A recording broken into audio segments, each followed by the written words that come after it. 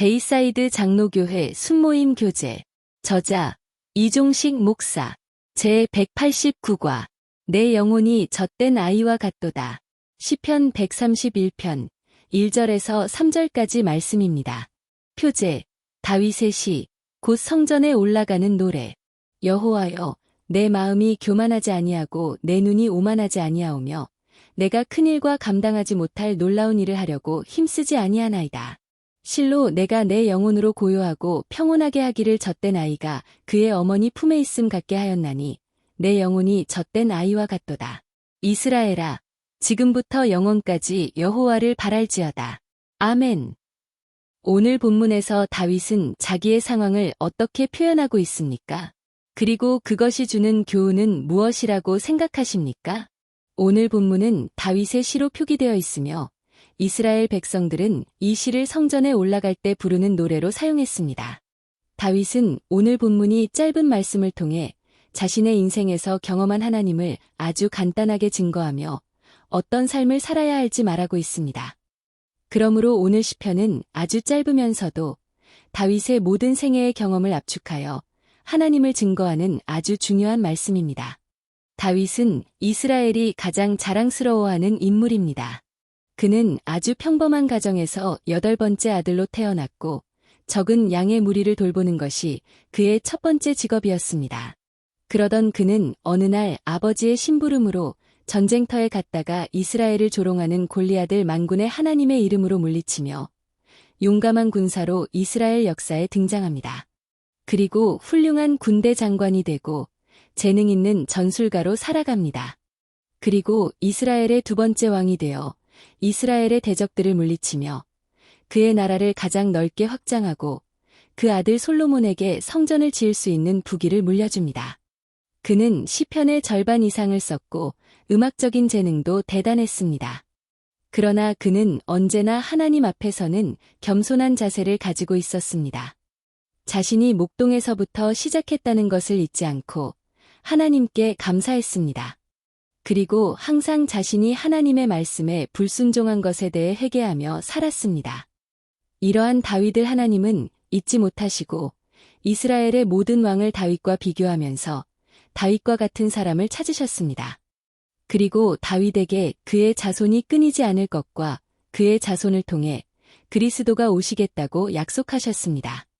그리고 이스라엘의 끝없는 배신에도 불구하고 하나님은 다윗과의 약속을 지키셔서 결국 그의 자손을 통하여 메시아인 예수 그리스도를 보내셨습니다. 이런 이유로 이스라엘 백성은 다윗을 메시아의 상징으로 보고 나라의 국기에도 다윗을 의미하는 별을 그려 놓았습니다. 이런 것을 보면 어쩌면 지상에서 가장 복을 받은 사람이 다윗이라고 생각됩니다. 이러한 다윗은 오늘 본문을 통하여 어떤 삶을 살아야 이런 은혜를 받을 수 있는지를 자신의 경험을 통해 말하고 있습니다. 그 첫째로 다윗은 1절 말씀에서 다음과 같이 말하고 있습니다. 여호와여, 내 마음이 교만하지 아니하고 내 눈이 오만하지 아니하오며 내가 큰 일과 감당하지 못할 놀라운 일을 하려고 힘쓰지 아니하나이다. 이 말씀을 보면 다윗은 무엇보다도 자신의 마음이 하나님 앞에서 올바른 자세를 가지기 위하여 힘썼다는 것을 알게 됩니다. 보통 사람은 주로 사람들이 나를 어떻게 보는가에 힘을 씁니다. 그러나 자신의 마음에는 신경을 쓰지 않습니다. 그 이유는 어차피 사람들은 자신의 마음을 읽을 수 없다는 것을 알기 때문입니다. 그래서 마음은 그렇지 않은데 입으로는 좋은 말을 합니다. 그리고 마음의 가책을 느끼지 않습니다. 그러나 다윗은 그렇지 않았습니다. 그는 언제나 자신의 마음을 다스리기 위하여 노력했습니다. 그 이유는 하나님은 사람의 외모가 아니라 그 마음을 보시는 분이라는 것을 알았기 때문입니다. 이런 것을 보면 우리가 가장 하나님 앞에서 힘써야 할 것이 무엇이라는 것을 알게 됩니다. 가식이 없는 진실된 마음을 갖기 위해 노력해야 하는 것입니다.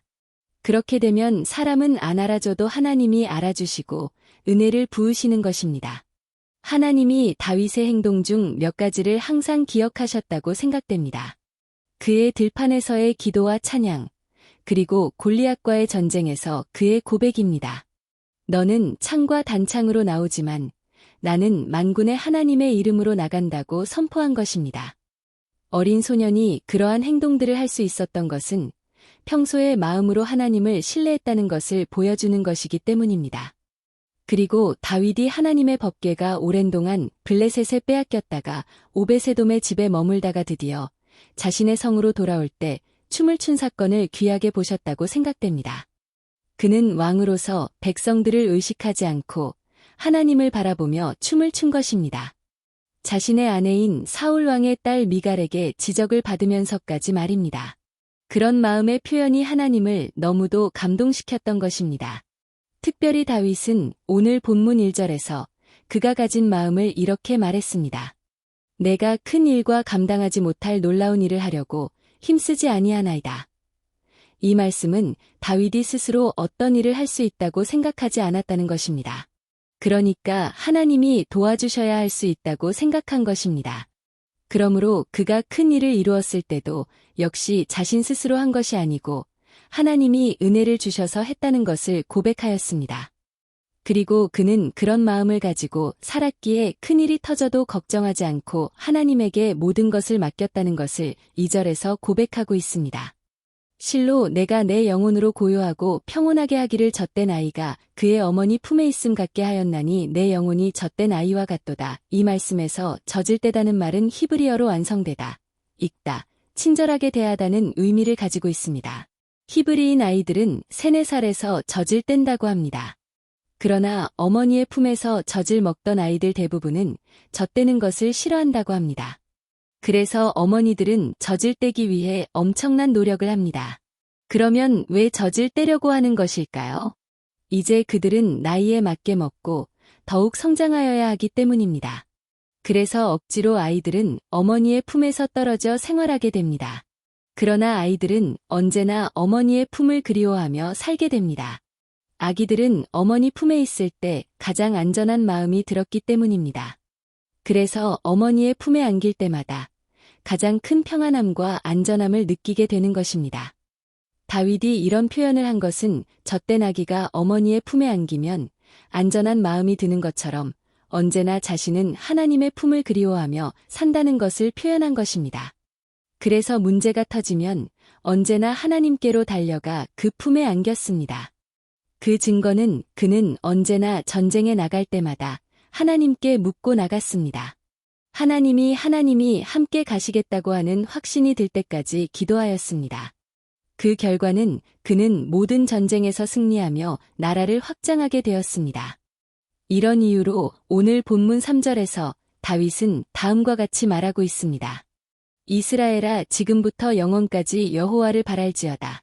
이런 다윗의 고백은 우리에게 영원한 소망이 있음을 알려주고 있습니다. 그 뜻은 영원하신 하나님을 바라보며 소망을 가지라는 말이기 때문입니다. 그렇습니다. 하나님을 바라보면 소망을 가지게 될 수밖에 없습니다. 하나님은 전능하신 분이시고 해결 못할 것이 없으신 영원한 창조주이시기 때문입니다. 얼마 전 도미니카에서 메르세데라는 제자 목사님으로부터 소식을 받았습니다.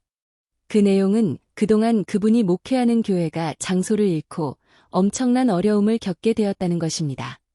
그는 이런 때에는 어떻게 해야 하는지 정말 길이 없다고 말하였습니다. 그래서 기도하면 하나님이 반드시 길을 내실 것이니 기도하자고 말했습니다. 그리고 렌트비든지 건물을 사는 것이든지 도우려고 준비를 하였습니다. 그런데 그분이 열심히 성도들과 금식하며 기도했다고 합니다. 그리고 소식을 전해왔는데 하나님이 그들의 예배 장소를 구해주셨다는 것입니다. 그것도 재정적인 걱정 없이 이루어졌다고 하였습니다. 성도님들, 그 소식을 들으며 누구든지 기도하면 하나님이 들어주신다는 것을 다시 한번 확신하게 되었습니다.